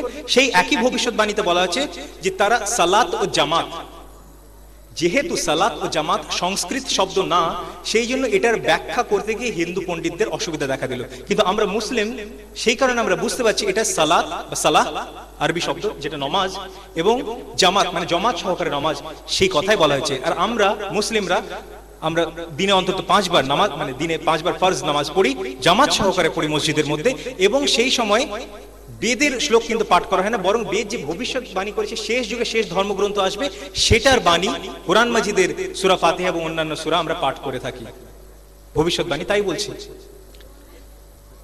একটা শেষ প্রফেসি আমি বলতে চাই, ভবিষ্যৎবাণী, তারপরে আমার বক্তব্য শেষ করতে হবে যেহেতু সময় খুবই সংক্ষিপ্ত। সেটা হচ্ছে যজুর্বেদ অধ্যায় 31 শ্লোক 18। সেখানে বলা হচ্ছে যে যখন আহমদ আসবেন, যখন মুহাম্মদ সাল্লাল্লাহু আলাইহি ওয়াসাল্লাম আসবেন, তখন উনাকে মানা ছাড়া অন্য কোনো পথ নেই। কত বড় কথা বেদ ভবিষ্যৎবাণী করছে। আমরা কি সেই বেদের কথা মানবো না? আমরা কি সেই কোরআনের কথা মানবো না? এটা কি করে সম্ভব? ঋগ্বেদ বলছে, book number 10, hymn number 71, verse number 4, seeing they see not, hearing they hear not, neither do they understand. Rigveda বলছে, আমি বলছি না।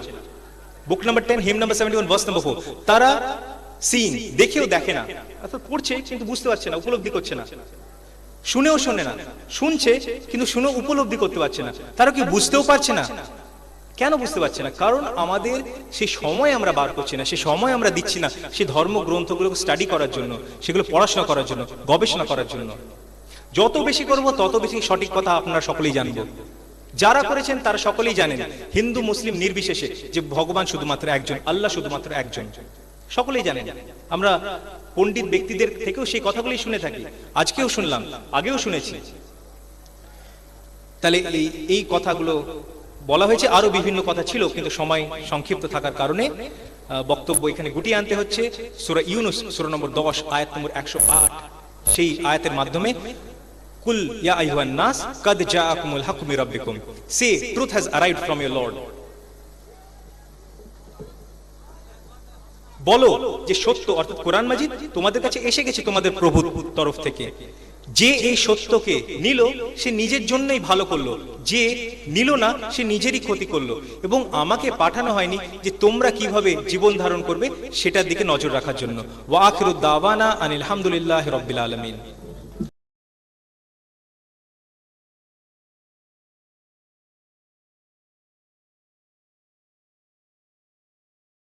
আসসালামু আলাইকুম, আমার নাম আতিকুর রহমান। আমি শোয়েব ইঞ্জিনিয়ার ভাইকে প্রশ্ন করতে চাই যে কোরআন মাজিদে সূরা হজে যেমন আল্লাহ রাব্বুল আলামিন মুসলমান নাম রেখেছেন হুয়া সাম্মাকুমুল মুসলিমিন, যে তোমাদের নাম রাখা হয়েছে মুসলমান। আমি জানতে চাই যে হিন্দু ধর্মে যত রকম কিতাব আছে বা বই আছে বা বাইবেল আছে, হিন্দু শব্দ বা হিন্দু নাম এসেছে কিনা?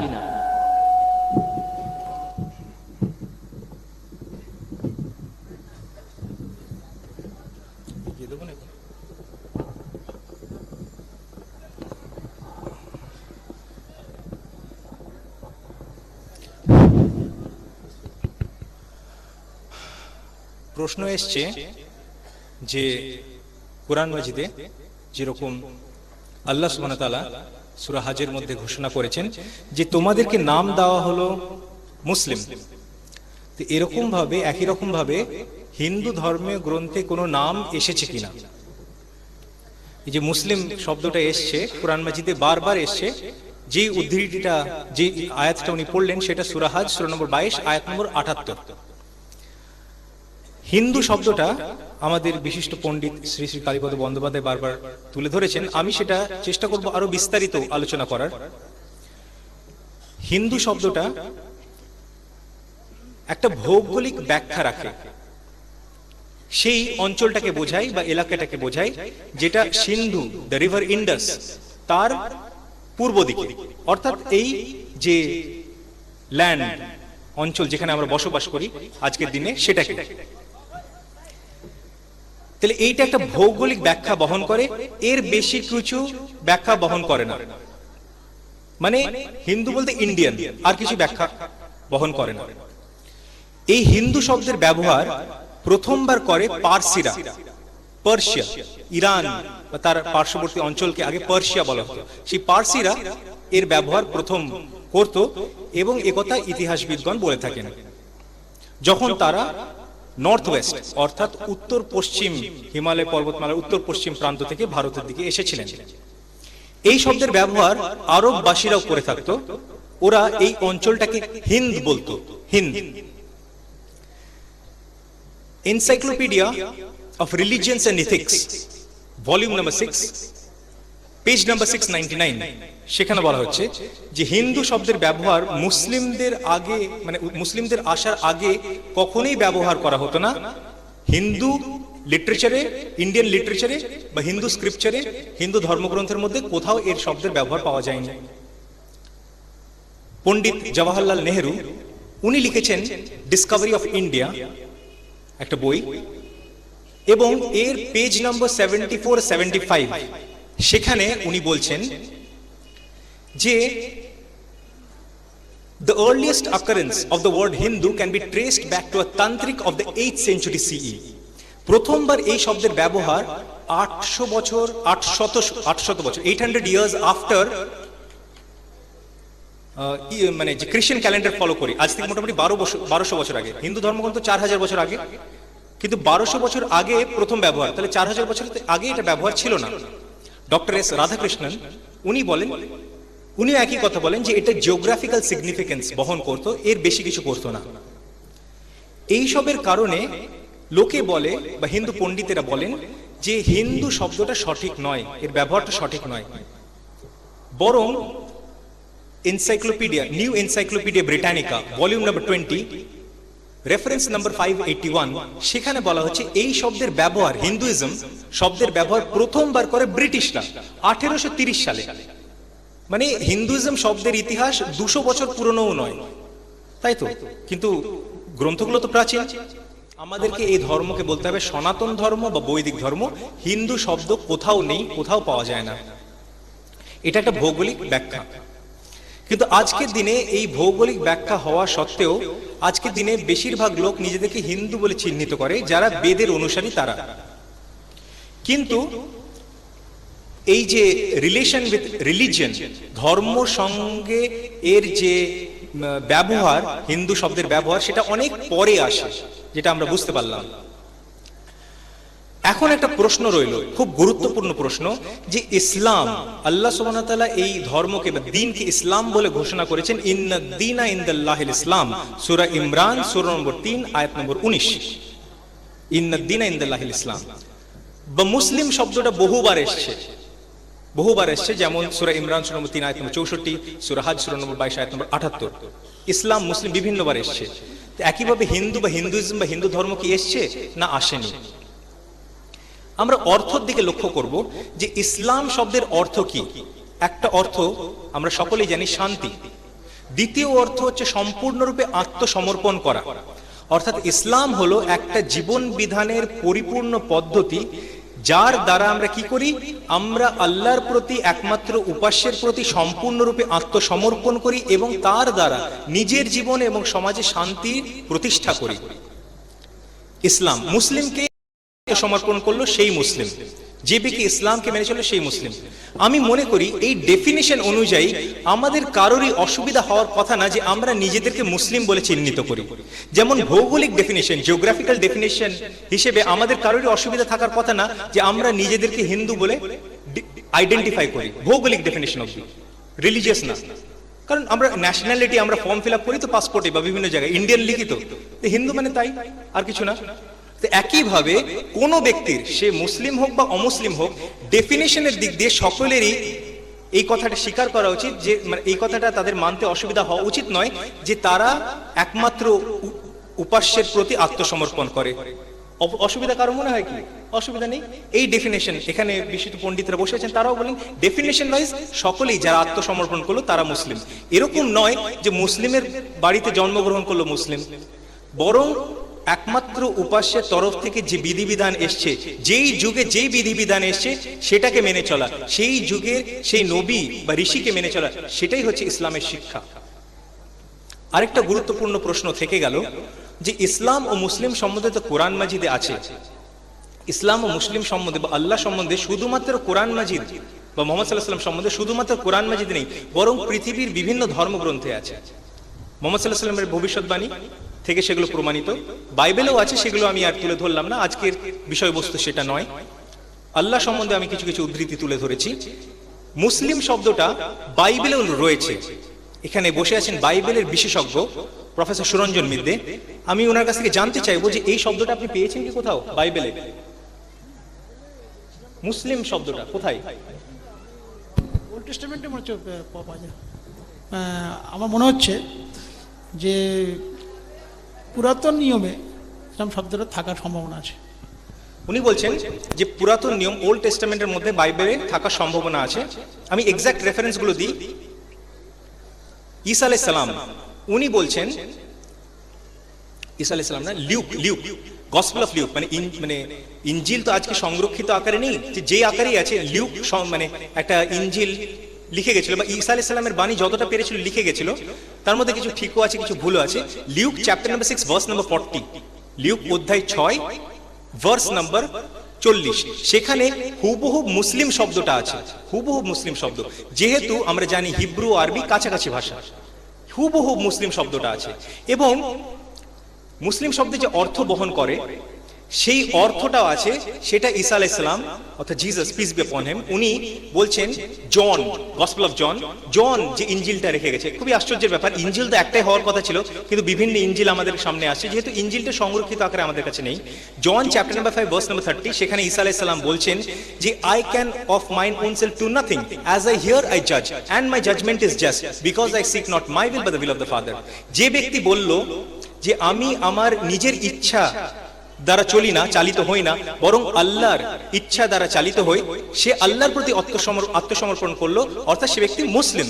তাই তো একই কথা কোরআন মাজিদে বলা হচ্ছে সূরা ইমরান সূরা নম্বর 3 আয়াত নম্বর 52, ঈসা আলাইহিস সালাম এবং তার অনুসারীগণ ছিলেন মুসলিম। ইব্রাহিম আলাইহিস সালাম সূরা ইমরান সূরা নম্বর 3 আয়াত নম্বর 67 ছিলেন মুসলিম। প্রশ্ন যেটা থাকলো যে ইসলাম ও মুসলিম শব্দটা তো আছে, হিন্দু শব্দটা যে আসল, যে হিন্দু ধর্মে, তাহলে আসল নামটা কি? হিন্দু ধর্মটা আসল নাম না, আসল নামটা কি? কেউ কেউ বলেন যে সনাতন ধর্ম। সনাতন ধর্মের অর্থ হচ্ছে বহু যুগ ধরে যে ধর্ম আছে, হিন্দু ধর্ম প্রাচীন ধর্ম, সেই হিসেবে এই অর্থটা আমরা নিতে পারি। কিন্তু একইভাবে ইসলামকে আল্লাহ সুবহানাহু ওয়া তাআলা দ্বীনে কাইয়্যিম বলেছেন, অর্থাৎ যেই দিন, যেই ধর্ম সর্বসময় ধরে আছে। তাই তো এই দিন সর্বসময় ধরে আছে আল্লাহ সুবহানাহু ওয়া তাআলা কেন বলছেন? কারণ আদম আলাইহিস সালাম থেকে এই ধর্ম চলে আসে। একইভাবে কেউ বলতে পারে, শর্ট করে দিচ্ছি, একইভাবে কেউ বলতে পারে যে হিন্দু ধর্মকে বৈদিক ধর্ম, কিন্তু বৈদিক ধর্মের অর্থ কি? বেদের অনুসরণ।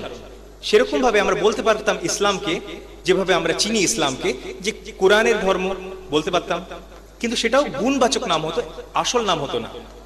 যদি বলি আর্য ধর্ম আসল নাম, আর্য ধর্ম মানে সত্য দিন, সত্য ধর্ম, সে একইভাবে ইসলামকে আল্লাহ চিহ্নিত করেছেন দ্বীনে হক বলে, সত্য দিন, সত্য ধর্ম বলে। দেখা যাচ্ছে যতগুলো নাম আমরা উপস্থাপন করছি হিন্দুইজম এর পরিবর্তে, সবগুলোই গুণবাচক নাম। ইসলামের সবগুলোকেই গুণবাচক নাম দিয়েও ব্যবহার করা হয়েছে। তো আসল নাম কিন্তু হারিয়ে গেছে। কেন হারিয়ে গেছে? আমি আপনাদের দৃষ্টি আকর্ষণ করতে চাই কোরআন মাজিদের একটি আয়াতের দিকে। খুব গুরুত্বপূর্ণ আয়াত, আপনারা মনোযোগ দিয়ে শুনবেন। সূরা মুমিনুন সূরা নম্বর 23 আয়াত নম্বর 52-53, সেখানে আল্লাহ সুবহানাহু ওয়া তাআলা বলছেন তোমাদের এই ভ্রাতৃত্ব একমাত্র ভ্রাতৃত্ব। খুব মনোযোগ দিয়ে এই কারণে শুনবেন বলেছিলাম, এখানে আল্লাহ সুবহানাহু ওয়া তাআলা মুসলিম অমুসলিম পার্থক্য করেননি, সকল মানুষকে একই সঙ্গে সম্বোধন করেছে, বলেছেন তোমাদের এই যে ভ্রাতৃত্ব আছে একমাত্র ভ্রাতৃত্ব, সকল মানুষ এক, ভাই ভাই স্বরূপ। তো যেহেতু এরপরে একই আয়াতের মধ্যে আল্লাহ সুবহানাহু ওয়া তাআলা বলছেন যেহেতু তোমাদের ভ্রাতৃত্ব একমাত্র ভ্রাতৃত্ব, তোমরা কি করবে?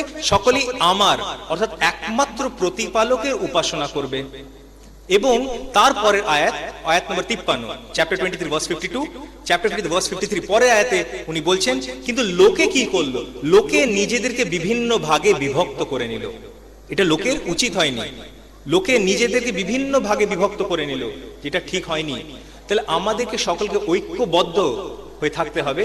সেই নামটা আমরা কিন্তু এখনো পেলাম না। আমরা এতগুলো ভবিষ্যৎবাণী থেকে বুঝতে পারছি সেই নামটা যখন হারিয়ে গেছে, সেই নামটা সেই সময় ইসলাম ব্যতীত অন্য কিছু ছিল না। ইসলাম, আবার আমি বলতে চাই যে আমরা অর্থটাকে নেব যে আল্লাহর প্রতি বা একমাত্র উপাস্যের প্রতি সম্পূর্ণ আত্মসমর্পণ করা। এই অর্থ যদি আমরা নিই তাহলে আমাদের কারোরই অসুবিধা হওয়ার কথা নেই। আশা করি উত্তরটা পাওয়া গেছে। এবারে প্রশ্ন করতে পারেন বাঁদিকের স্পিকারে যারা আছেন, দেখুন প্রশ্ন করুন। আসসালামু আলাইকুম, আমার নাম মোহাম্মদ অলিউল্লাহ নামা। আমি সোহেব ভাইকে প্রশ্ন করতে চাই যে হিন্দু ভাইরা বলছে পুনর্জন্ম, মানে তার মানে জন্মের পরে তার আবার জন্ম হবে, কিন্তু আমার মুসলমান ভাইরা বলছে যে যে একবার মরবে সে আর পৃথিবীতে আসবে না। এইটার মধ্যে যদি একটু ভেরিফাই করে দেন তাহলে খুব ভালো হয়।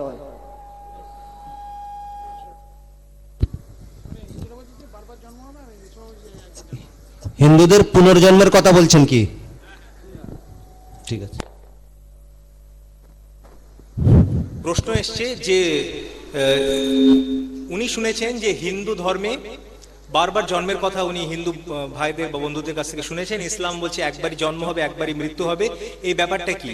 আমি প্রথমেই, যেহেতু শর্টে উত্তর দিতে বেশি ব্যাখ্যাতে যাব না, সংক্ষেপে উত্তর দিব এভাবেই যে কোরআন মাজিদে আল্লাহ সুবহানাহু ওয়া তাআলা বলছেন যে this life is a test for the here after.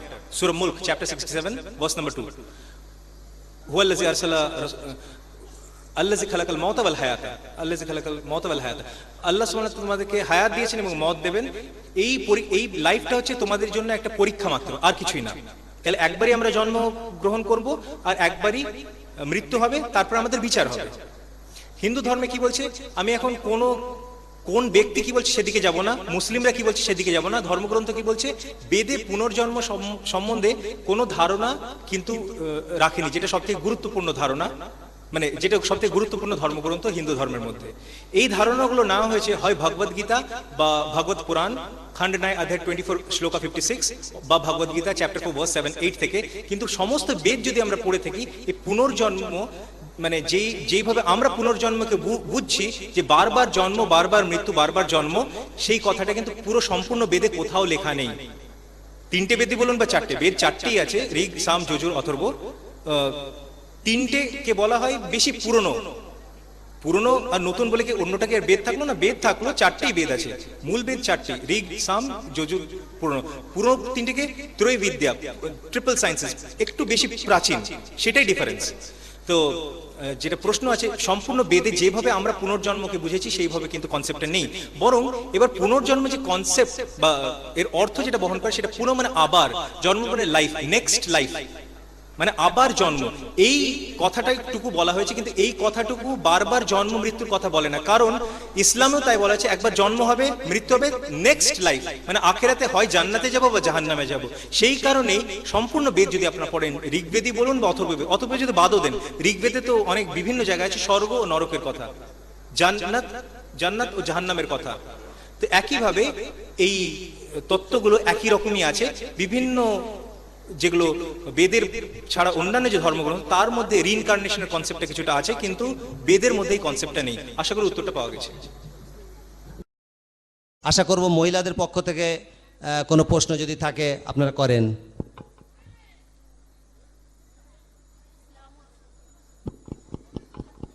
বেশিক্ষণ সময় দেওয়া যাবে না, যদি আপাতত প্রস্তুতি না থাকে। আসসালামু আলাইকুম। আচ্ছা, ঠিক আছে। আমার নাম আমিনা বিনতু আব্দুল হালিম। আমি প্রশ্ন করছি শ্রী শ্রী কালীপদ মহারাজকে। আমি বলতে চাই যে হিন্দু ধর্মশাস্ত্রগুলি স্পষ্টভাবে নৈশ্বরের একত্ববাদকে দেখালেও তারা কেন তবুও বহু দেবতাকে পূজা করে? আর এই ব্যাপারে বা এই ধর্মের বিষয়ে বিভিন্ন পণ্ডিত তথা পুরোহিতরা তাহলে কি করছে? প্রশ্ন এসছে যে হিন্দুবাদে একাত্মবাদের কথা এত পরিষ্কার হওয়া সত্ত্বেও বহু হিন্দু মানুষ কেন বিভিন্ন মূর্তি বানিয়ে পুজো করছে, উপাসনা করছে, কেন করছে তারা? দেখুন, আর হিন্দু পণ্ডিত ব্যক্তিরা এই কথাগুলো কেন তুলে ধরছে না এই ধারণাটা ভুল। আজকে তো উনি উপস্থিত আছেন, কোনো চাপের মধ্যে নেই, তো উনি তো সেই কথাগুলো নিজের বক্তব্যের মধ্যে তুলে ধরেছেন। একইভাবে ডক্টর হরিশচন্দ্রের সঙ্গে যে আলোচনা সভাতে আমরা বসেছিলাম, উনিও বলেছিলেন যে মূর্তি পূজা বেদের মধ্যে কোথাও নেই, আমি এটা মানি না। তো বলছে যে না, সেটা ঠিক নয়। অনেকে হয়তো বলছে না, সকলে হয়তো বলছে না। সকলে যারা বলছে না তাদেরকে আমরা পণ্ডিত বলে কেন আমরা ভাবছি? অনেকের আমি বলেছিলাম যে সকলে যে একই রকম ধারণা থাকবে সেরকম ব্যাপারটা নয়। যারা পণ্ডিত ব্যক্তি তারা সেই একাত্মবাদের কথাটাই তুলে ধরে, আর সেই কথাটাই খুবই পরিষ্কার বিভিন্ন হিন্দু ধর্মগ্রন্থ থেকে। আজকে শ্রী শ্রী কালীপদ বন্দ্যোপাধ্যায় তুলে ধরেছেন, বিভিন্ন হিন্দু পণ্ডিতরা সেই কথাগুলো তুলে ধরে থাকেন। যারা এই কথাগুলো শোনা সত্ত্বেও বা না জানা সত্ত্বেও বিভিন্ন ভুল কাজ করছে, তাদের দায়ী পণ্ডিত ব্যক্তিরা না, তারা নিজেরা দায়ী। তাদের নিজেদের সঠিক জিনিসটা জেনে সঠিক জিনিসটা করা উচিত। কিন্তু তত্ত্বটা কখনোই চেঞ্জ হবে না, পরিবর্তন হবে না। তত্ত্বটা একাত্মবাদের তত্ত্বই থাকবে, তৌহিদের তত্ত্বই থাকবে। তো কাজেই উনাদের হিন্দু পণ্ডিতরা নিজেদের দায়িত্ব করছেন, বাকি লোকেরা কেন করছে সেটা উত্তর উনারা দিতে পারবে না। সেই লোকগুলোকে জিজ্ঞেস করতে হবে কেন করছো, তাদেরকে জিজ্ঞেস করতে হবে। তোমাদেরকে নিয়ে যাচ্ছি পণ্ডিতদের কাছে, তোমরা তাদের কাছ থেকে জেনে নাও ব্যাপারগুলো। যেমন আল্লাহ সুবহানাহু ওয়া তাআলা বলেছেন সূরা নাহল সূরা নম্বর 16 আয়াত নম্বর 43, ফাসআলু আহলা যিকরি ইন কুনতুম লা তা'লামুন। যদি তোমাদের জ্ঞান না থাকে তাদেরকে জিজ্ঞেস করো যারা জ্ঞান রাখে। তাহলে সেই সমস্ত বন্ধু বা ভাই যাদের সঙ্গে আমাদের সাক্ষাৎ হয়, যারা বহু মূর্তি পুজো করে থাকে, যাদের সঠিক ধারণা নেই, তারা আমরা করব হিন্দু পণ্ডিতদেরকে আনবো, তাদের সঙ্গে প্রশ্নোত্তরের পর্ব সুযোগ করে দেবো। এবং এই প্রোগ্রামগুলো আমি বারবার আয়োজকদেরকে বলেছিলাম যে শুরু হওয়া উচিত ছিল সন্ধ্যার পর থেকে, 6টা থেকে, তাহলে সময়টা পাওয়া যেত, সময়টা পাওয়া যাচ্ছে না। তো এরকম প্রোগ্রাম যদি আয়োজিত হয় এখানে বা ভবিষ্যতে, সেই সময়ের দিকেও খেয়াল রাখতে হবে আমাদের, যাতে রাত না হয়। এরকম হলে বেশি বেশি লোক উপস্থিত আসতে, বিভিন্ন ধর্মের লোক উপস্থিত থাকবেন এবং সকলেই উপকৃত হবেন। আশা করি এই পদ্ধতি আমরা যদি নিই তাহলে সকলেই, হিন্দু মুসলিম সকলেই ব্যাপারগুলো পরিষ্কারভাবে বুঝতে পারবেন। বাম দিকে আপনাদের প্রশ্ন করুন। আসসালামু আলাইকুম, আমার নাম আলী হোসেন। আমার প্রথম প্রশ্ন এটাই আপনার কাছে, যে আমরা বেশিরভাগ হিন্দু ভাইয়ের কাছ থেকে শুনে থাকি যে আল্লাহ এবং ভগবান একই, এই নিয়ে আপনি কি বলবেন? 2 নম্বর প্রশ্ন গুরুজির কাছে, গুরুজি নিজেই স্বীকার করেছেন যে বেদে এমন একটা কোনো জায়গায় লেখা নেই যে আপনাদের ভগবানের কোনো অস্তিত্ব আছে বা কোনো তার প্রতিমূর্তি আছে, সেক্ষেত্রে আপনারা বিভিন্ন দেবদেবীর পূজা করেন। সেক্ষেত্রে আপনি কি নিশ্চিত বলতে পারবেন যে আপনি আপনার হিন্দু ধর্ম সঠিকভাবে পালন করছেন? এক্ষেত্রে আপনি কি ব্যাখ্যা দেবেন?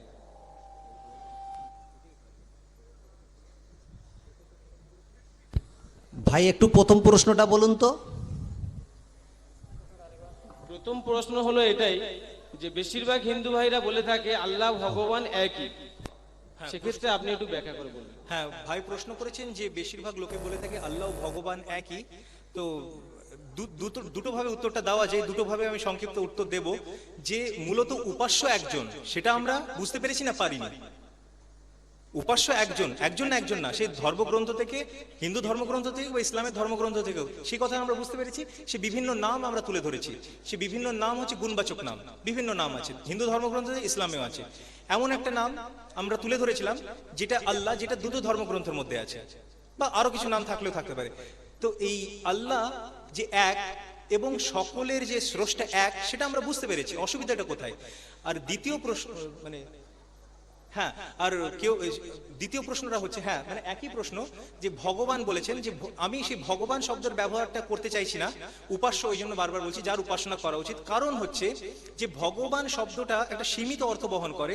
সংস্কৃত শব্দে ভগবান শব্দের অর্থ হচ্ছে ভগ যুক্ত, অর্থাৎ যে 6টা গুণ সমষ্টি, যেমন ঐশ্বর্য, বীর্য, যশ, শ্রেয়তা, জ্ঞান, বৈরাগ্য, এই 6টা গুণের সমষ্টি হলে তাকে ভগবান বলা যাবে। যেমন এই গুণগুলো আমরা মনে করি নিশ্চয়ই সেই মহান একমাত্র উপাসের আছে, কিন্তু এই সমস্ত গুণ যে কারো ঋষি গেছিল, সনত কুমার পিপলাদ অঙ্গিরে, যেটা শিখা উপনিষদে বর্ণিত আছে, প্রশ্ন রেখেছিল যে একমাত্র উপাস্যের নাম কি, তখন তাকে বলেছিল ভগবান অথর্ব ঋষি। ভগবান মানে সে একমাত্র উপাস্য তো না, একমাত্র তো নয়, উনি তো মানুষ, উনি একজন ঋষি, জ্ঞানী ব্যক্তি। তো উনি ভগবান কেন বলা হলো ওকে? বাকিদের ধারণা ছিল উনি এই 6টা গুণের সমষ্টি ওনার মধ্যে আছে, এই 6টা গুণ উনি রাখেন। সেই জন্য ভগবান শব্দের ব্যবহার আমি করতে চাইছিলাম না। সেই জন্য ভগবান শব্দ না বলে উপাস্য যদি বলি সেটা বেশি সঠিক হবে। আর উপাস্য এক, এবং সেই বিভিন্ন গুণবাচক নাম আছে, আল্লাহ তার মধ্যে একটা গুণবাচক নাম, যেটা ইসলামে চিহ্নিত করেছে। কোরআন মাজিদের প্রথম আয়াতেই আল্লাহ আছে, আলহামদুলিল্লাহ রাব্বিল আলামিন, সমস্ত প্রশংসা শুধুমাত্র আল্লাহর প্রাপ্য। সে একইভাবে বেদেও আল্লাহ শব্দটা রয়েছে। আজকে আমরা এরকম একটা সভা আয়োজন করতে পেরে খুব খুশি, বিশেষ করে হিন্দু পণ্ডিত ব্যক্তিরা আমাদের মাঝে আছেন। একটা শেষ কথা আমি বলতে চাই যে কোরআন মাজিদ যখন পূর্ববর্তী গ্রন্থগুলোর মধ্যে, মানে পূর্ববর্তী গ্রন্থগুলোকে স্বীকার করছে, আর সেই পূর্ববর্তী গ্রন্থগুলো অর্থাৎ বিভিন্ন গ্রন্থগুলোর মধ্যে সেই ইসলামের ভবিষ্যৎবাণীগুলো আছে, আজকে আমরা দুজন পণ্ডিতকে একটা কোরআন উপহার দিয়েছি। আর যেহেতু এই কোরআন হচ্ছে হুদাল্লিন নাস, সমস্ত মানুষের হিদায়াতের গ্রন্থ, আমি অনুরোধ করব দুজনকেই এই কোরআন মাজিদ পড়তে এবং সেটা থেকে গভীরভাবে ইসলাম বুঝতে।